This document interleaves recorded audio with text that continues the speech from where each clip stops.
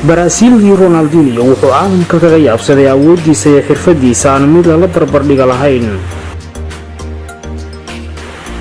wuxuuna raacay jidkii halyeeyada isagoo soo hooyay nolol xirfadeed oo guulayo koob ka buuxaan. laakiin wuxuu ku dambeeyay inuu fasilo oo safarada caalamiga laga mamnuuco. Ronaldinho wuxuu dhashay 1980 oo ku dhashay Porto Alegre oo ku taala Brazil. wuxuu ka dhashay qoys tan yar oo ka kooban hooyo, aabbo iyo 4 ciyaal ah. xiddiga Sambe waa Ronaldinho wuxuu 7 jirkiisii ku biiray kooxda daayarta ee soo kacaysa. xiddiga yar ee soo kacaya wuxuu wadada caanimada cagta saaray 1993 markuu 23 gool uu ka dhaliyay hal ciyaar koox maxalli ah iyadoo markaas da'diisu aysan dhaafin 13 sano.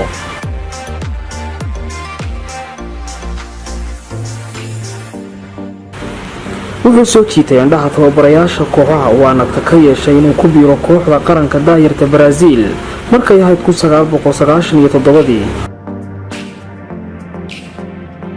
wuxuu ka qayb qaatay koobkii adduunka ee daayarta ee lagu dhigay Masar.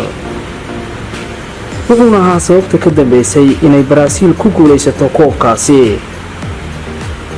waxayna ka caawisay inuu caan noqdo markuu 19 sano jirsadana wuxuu ku biiray kooxda qaranka ee rasmiga ah.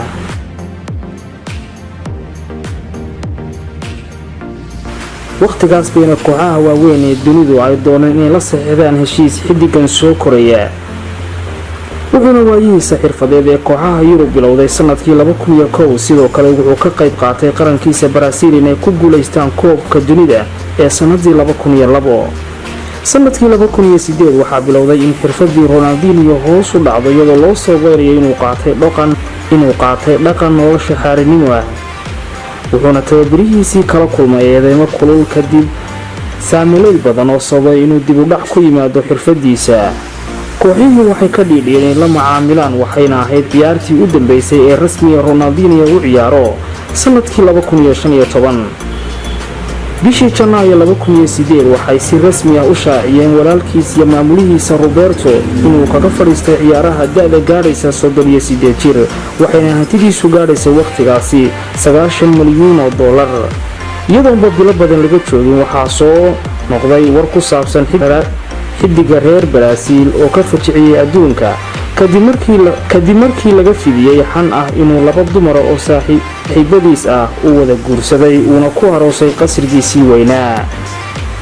wuxuuna kaga horyimi arrinkaas uu ku kacay sharciga Brazil oo u yaalo oo aan saamaxayn in xaasas badan la wada guursado laakiin gabi ahaanba warkaasi waa uu beeniyay.